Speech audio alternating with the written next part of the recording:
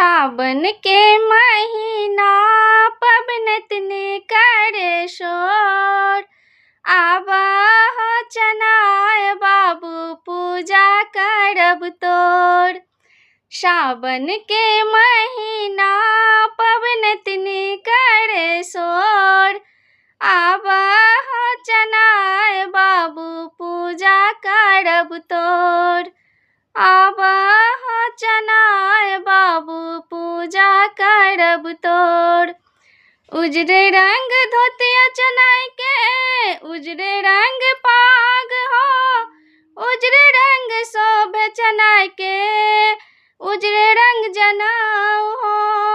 उजरे रंग धोतिया चनाय के उजरे रंग पाग हो।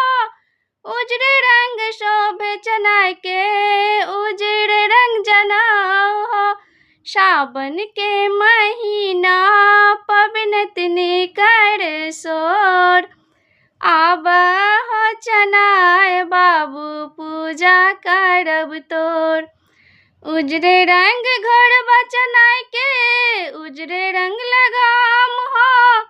उजरे रंग शोभे चनाय के पैर में खड़ाम हो। उजरे रंग घोड़वा चनाय के उजरे रंग